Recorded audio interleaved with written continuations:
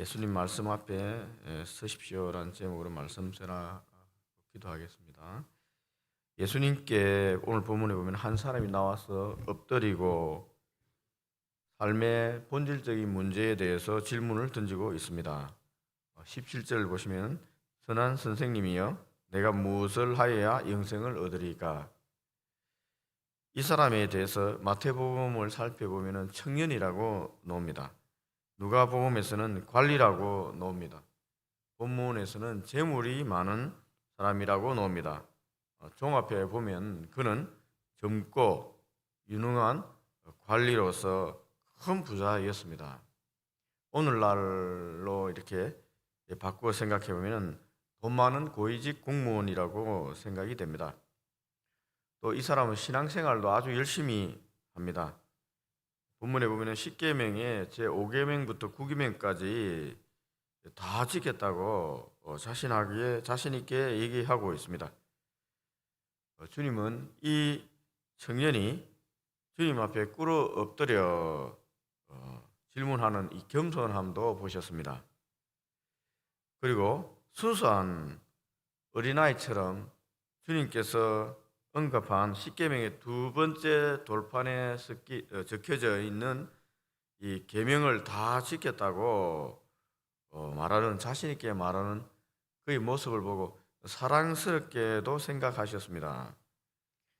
그러나 이런 어린아이 수준의 신앙 관점으로 모든 계명을 다 지켰다고 자신 있게 말하는 유치한 수준으로는 하나님 나라에 들어갈 수가 없습니다.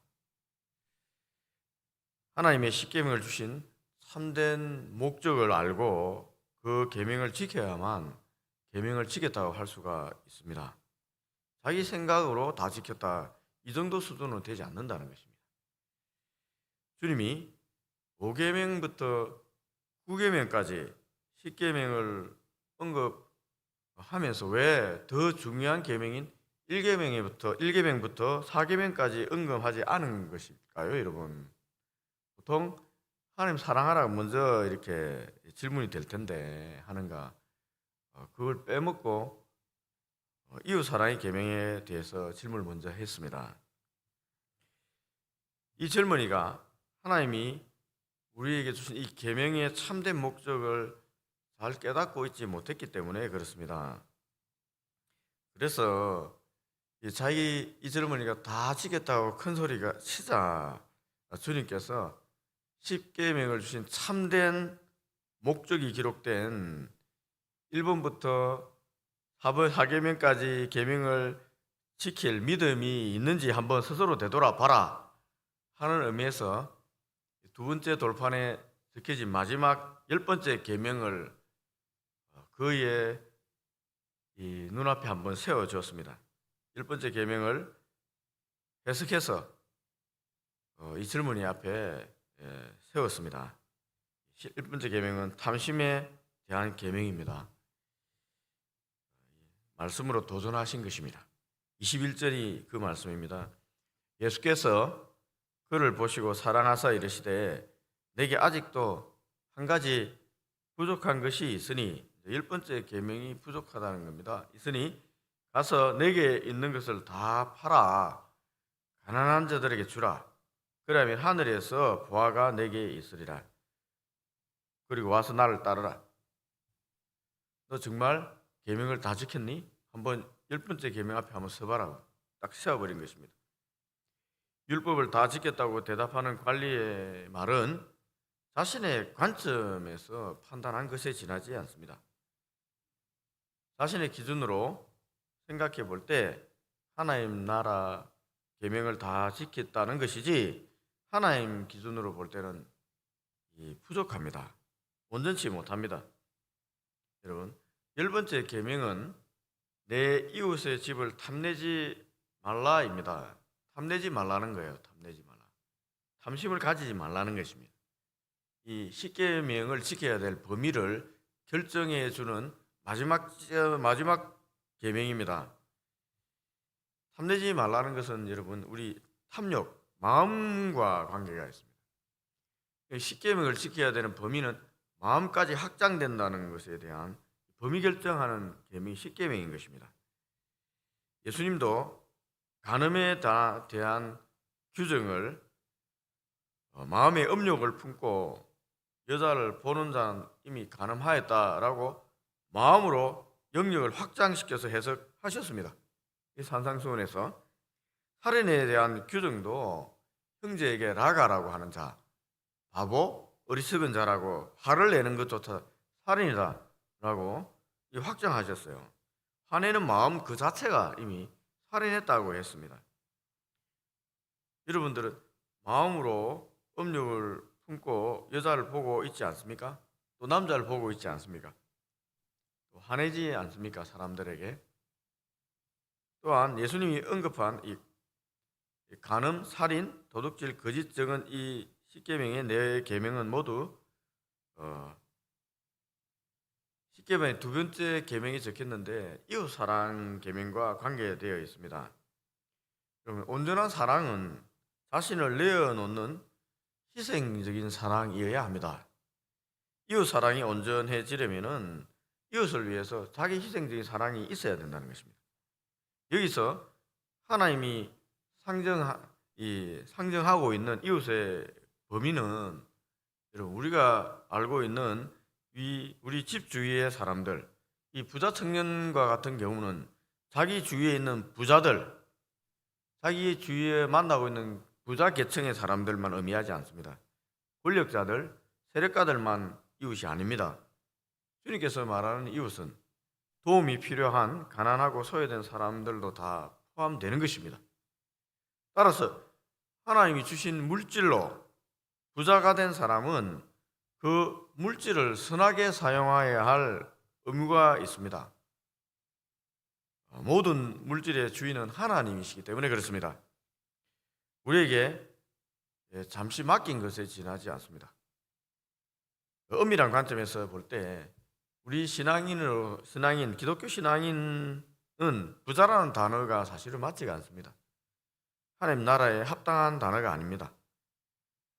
많은 물질을 맡은 청지기라고 부르는 것이 합당하겠습니다. 우린 청지기에 불과하지 부자라고 생각하면 안 됩니다. 내가 부자인가 부자지 않은가는 우리 마음이 알고 있습니다. 조금만 더 가졌다 생각해도 마음이 굉장히 부해서요. 진짜입니다. 지금 아무것도 없는데 마음속으로 내일 오늘나 뭔가 이렇게 복권이 당첨될 것이라는 생각이 착각만 빠져도 내 마음이 갑자기 어색해지는 겁니다. 내가 사는 조그만 아파트가 갑자기 막 올라간다는 상상만 해도 갑자기 부자가 된 느낌이 확 들면은 어떻게 됩니까? 다른 사람들이 이상하게 이렇게 이래 봅니다. 이 생각만으로도 그런데 진짜 부자가 되고 하면 서민이 마음이 없어져요. 없어집니다, 여러분. 늘 오늘 341장 찬송을 했습니다. 찬양을 했습니다. 이 부르는데 아무 느낌이 없잖아요. 뭔가 가슴이 뜨겁고 십자가를 내가지고 이게 없다면 우리가 그만큼 십자가에 멀어져 있고 우리가 신앙의 본질에서 약간 떨어져 있습니다. 내가 많이 부해져 있는 거예요. 예수님은 부자 관리에게 이것을 상기시켰습니다. 하나님이 말씀하신 율법의 이웃 사랑의 계명의 핵심은 수동적인 계명이 아니라 적극적인 계명을 해석해야 된다는 것입니다. 그러므로 하나님께 물질을 많이 받아서 관리가 되었으니까 가난한 자들을 위해서 그 물질을 좀 사용해라 라고 얘기한 거예요. 예수님의 말씀은 철저히 하나님 관점에서 네 율법을 지켜라 요구입니다. 예수님의 시각에서 보면 그는 율법을 온전히 지키지 않았습니다. 따라서 그는 영생을 얻을 만한 믿음이 없습니다. 예수님 부자 관리를 향해서 철저히 하나님 말씀에 순종하라고 밀어붙인 것입니다. 이 말씀을 계속 밀어붙이는 거예요. 사랑하기 때문에 밀어붙인 것입니다. 계명을 얻는 길은 좁고 협착하여 찾는 자가 적은 이유입니다. 우리 교회도 예수 믿는 사람 많은데 예수님 이렇게 말씀을 밀어붙이면은 어떻게 반응하겠습니까? 교회 떠날 사람 천재라고 생각이 듭니다. 얼마나 많을까요? 계속 밀어붙여 보세요. 도망가죠. 내가 예수 못 믿겠다. 생명을 얻은 길은 좁고 협착합니다. 그래서 작습니다, 사람들이. 근데 교회 사람이 너무 많잖아요. 물론 자꾸 떨어지고 있지만 참된 믿음이 없으면 결코 들어갈 수 없는 길이 생명의 길이요 십자가의 길입니다. 이런 불방망이 같은 예수님 말씀을 들은 이 젊은 부자 관리의 마음은 어땠을까요? 23절에 보면은 그 사람이 큰 부자이므로 이 말씀을 듣고 심히 근심하더라. 큰 부자는 더 크게 근심합니다. 작은 부자도 근심하고 없는 자도 근심합니다. 여러분, 큰 부자 근심 되겠죠? 되겠지 않습니까? 근데 큰 부자만 근심하겠습니까? 아닙니다. 이 자리에 서 있는 저도 근심이 됩니다. 저는 아무것도 많이 안 가진 것 같은데도 굉장히 근심이 됩니다. 이곳에 앉아있는 여러분들도 근심이 될 것 같습니다. 많이 가지고 적게 가지고를 떠나서 우리는 모두 무엇인가를 움켜잡으려고 하고 있습니다. 그렇기 때문에 이걸 펴는 것은 대단히 어렵습니다. 하나님 말씀은 우리를 벼랑 끝으로 몰아가고 있습니다. 하나님 말씀 벼랑 끝에 몰고 있잖아요. 이 말씀 부자 관리한테만 얘기하는 것일까요, 여러분? 지금 제 입을 통해서도 여러분들한테 선언되고 저도 이 말씀 앞에 서야 됩니다. 선택은 이제 각자가 해야 하는 것입니다. 하늘의 영원한 상급을 바라보고 이 땅에 움켜진 것 좀 놓을 것인가? 움켜진 채 이러지도 못하고 저러지도 못하고 응거주춤한 척 하면서 주춤하며 하나 예수님을 먼 발치에서 따라갈 것인가? 그도 아니면 예수님을 떠나서 세상 영광 따라 그냥 마음 따라 욕심 따라 살 것인가 선택해야 됩니다. 여러분, 하나님 말씀은 늘 선택을 요구합니다. 강단 설교할 때도 마찬가지지만은 이 자리는 예배 자리는 늘 선택을 하는 자리예요. 늘 부르는 자리고 콜링의 자리면서 동시에 우리에게 선택을 요구하는 자리입니다. 우리는 여기서 예수님이 이 부자 관리에게 분명히 영생의 길을 제시했음을 우리는 알 수 있습니다. 예수님은 진지하게 이 젊은 청년 부자에게 관리에게 대답을 하셨어요. 수준을 낮춰서 대답하지도 않고 진지하게 어른처럼 대답해 주셨습니다. 영생을 얻는 방법을 정확하게 말씀해 주신 것입니다. 하나님을 사랑하고 이웃을 사랑함으로 하나님 나라에 들어갈 수 있다고 말한 것입니다. 그런데 이 부자 관리는 그 모습은 하나님을 사랑해서 이웃 사랑의 계명을 다 지키는 것 같습니다. 또 지켰다고 말하고 있습니다. 그런데 그 사랑은 영생에 대한 심리적인 안정을 찾기 위한 이 외적인 사랑에 지나지 않았습니다. 예수님께서 그것을 지적하고 있는 것입니다. 그는 영원한 생명을 사랑한 것이 아니라 이 땅의 영원한 부와 행복을 영원히 누리고 싶었던 것입니다. 이 땅의 이걸 영원히 누리고 싶었던 거예요. 그래서 마가복음 10장 22절에 보면은 그 사람은 재물이 많은 거로 이 말씀을 인하여 슬픈 기색을 띠고 근심하여 가니라고 적혀 있습니다. 기록되어 있습니다.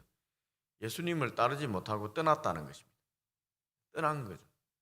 따르면 마음이 너무 양심이 찔리니까 도저히 못 따라가겠다고 해서 떠나버린 거예요. 오늘날로 말하면 교회를 떠났다는 것입니다.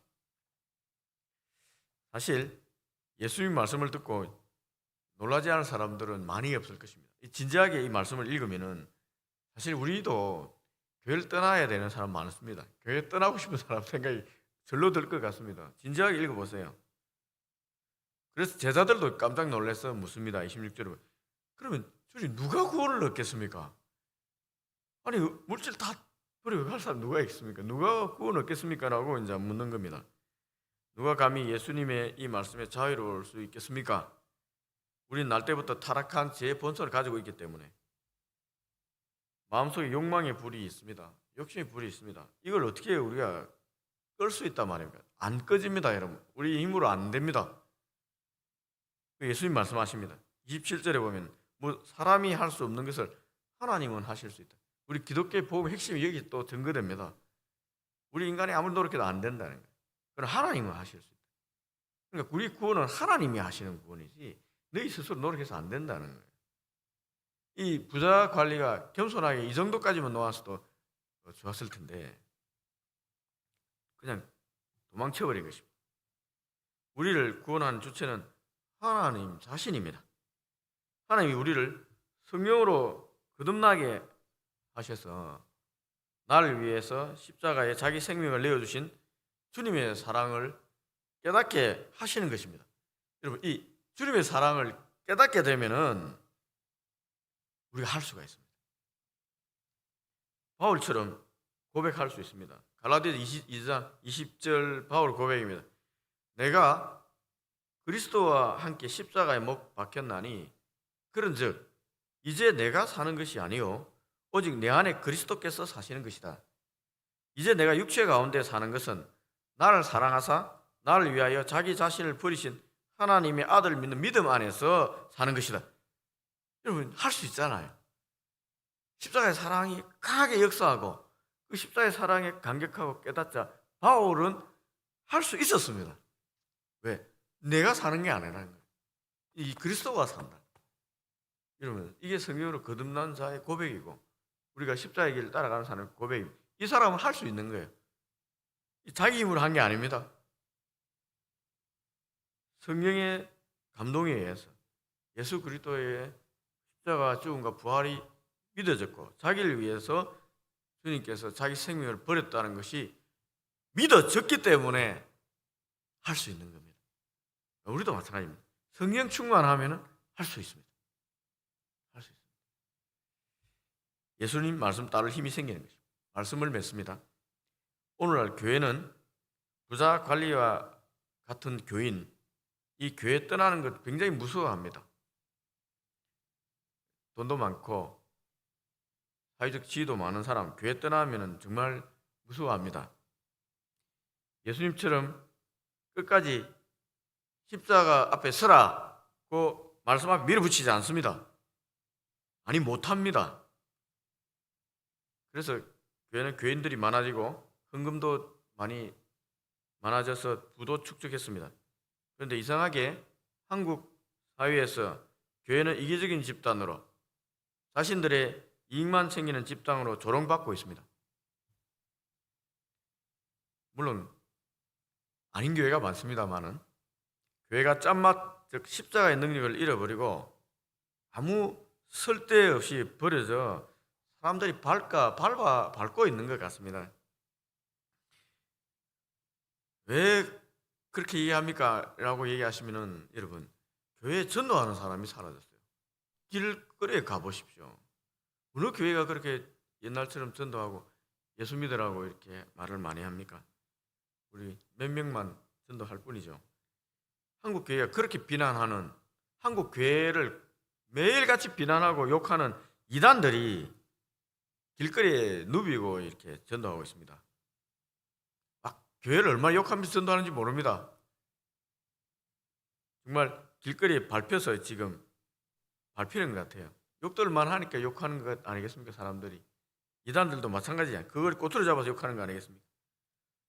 2024년에는 여러분, 우리가 날마다 주님의 십자가를 지고 좀 십자가에 좀 더 가까이 나아가면 좋겠습니다. 우리 힘으로 안 되니까 십자가의 능력을 들이펴 달라고 주님 말씀 한 말씀 앞에 서서 몸부림치는 한 해가 되게 해달라고, 성령 충만함 달라고 간절히 기도하는 한 해가 되면 좋겠습니다. 저는 그래서 여러분들 가는 길에 정말 저렇게 예수를 믿어야 되겠다 라고 말을 듣기를 바랍니다. 우리 기도하겠습니다.